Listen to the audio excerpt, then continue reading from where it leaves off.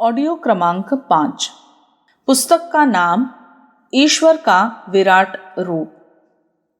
लेखक पंडित श्रीराम शर्मा आचार्य। ईश्वर की अनुभूति कैसे हो?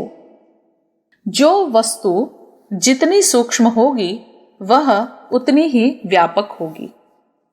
पंचभूतों में पृथ्वी से जल, जल से वायु, वायु से अग्नि और अग्नि से आकाश सूक्ष्म है, इसलिए एक दूसरे से अधिक व्यापक है।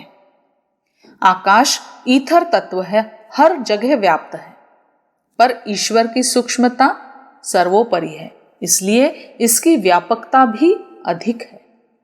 विश्व में रंच मात्र भी स्थान ऐसा नहीं है जहां ईश्वर न हो। अणु अणु में उसकी महत्ता व्याप्त हो रही है। स्थान विशेष में ईश्वर तत्व की न्यूनाधिकता हो सकती है, जैसे कि चूल्हे के आसपास गर्मी अधिक होती है, इसलिए यह कहा जा सकता है कि उस स्थान पर अग्नि तत्व की विशेषता है। इसी प्रकार जलाशयों के समीप शीतल स्थान में अग्नि तत्व की न्यूनता कही जाएगी। जहां सत्य का, विवेक का आचरण अधिक है, वहां ईश्वर की विशेष कलाएं विद्यमान हैं। जहां आलस्य, प्रमाद, पशुता, अज्ञान है, वहां उसकी न्यूनता कही जाएगी। संपूर्ण शरीर में जीव व्याप्त है। जीव के कारण ही शरीर की स्थिति में और वृद्धि होती है, परंतु उनमें भी स्थान विशेष पर जीव की न्यूनाधिकता देखी जाती है। हृदय, मस्तिष्क, पेट और मर्म स्थानों पर तीव्र आघात लगने से मृत्यु हो जाती है, परंतु हाथ, पांव, कान, नाक, नितंब आदि स्थानों पर उससे भी अधिक आघात सहन हो जाता है। बाल और पके हुए नाखून जीवन की सत्ता से बढ़ते हैं, पर उन्हें काट देने से जीव की कुछ भी हानि नहीं होती। संसार में सर्वत्र ईश्वर व्याप्त है। ईश्वर की शक्ति से ही सब काम होते हैं, परंतु सत्य और धर्म के कामों में ईश्वरत्व की अधिकता है। इसी प्रकार पाप प्रवृत्तियों में ईश्वरीय तत्व की न्यूनता समझना चाहिए। धर्मात्मा, मनस्वी, उपकारी, विवेकवान और तेजस्वी महापुरुषों को अवतार कहा जाता है, क्योंकि उनकी सत्यनिष्ठा के आकर्षण से ईश्वर की मात्रा उनके अंतर्गत अधिक होती है।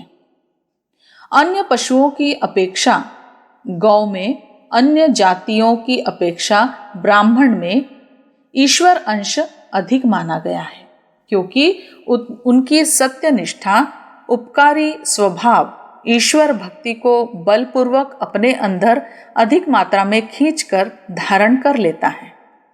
उपरोक्त पंक्तियों में है कि संपूर्ण जड़ चेतन सृष्टि का निर्माण, नियंत्रण, संचालन और व्यवस्था करने वाली आद्य बीज शक्ति को ईश्वर कहते हैं।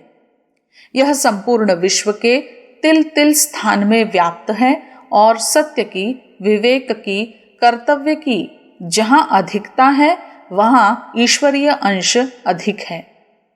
जिन स्थानों में अधर्म का जितने अंशों में समावेश है, वहां उतने ही अंश में ईश्वरीय दिव्य सत्ता की न्यूनता है।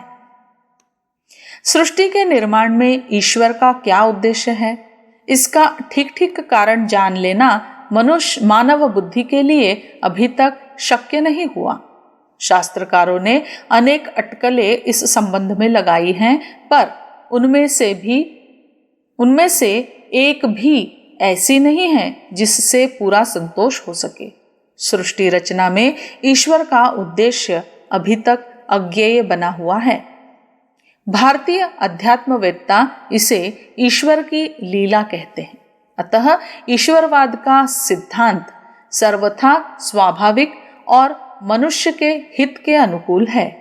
आज तक मानव समाज ने जो कुछ उन्नति की है, जिसका सबसे बड़ा आधार ईश्वरीय विश्वास ही है।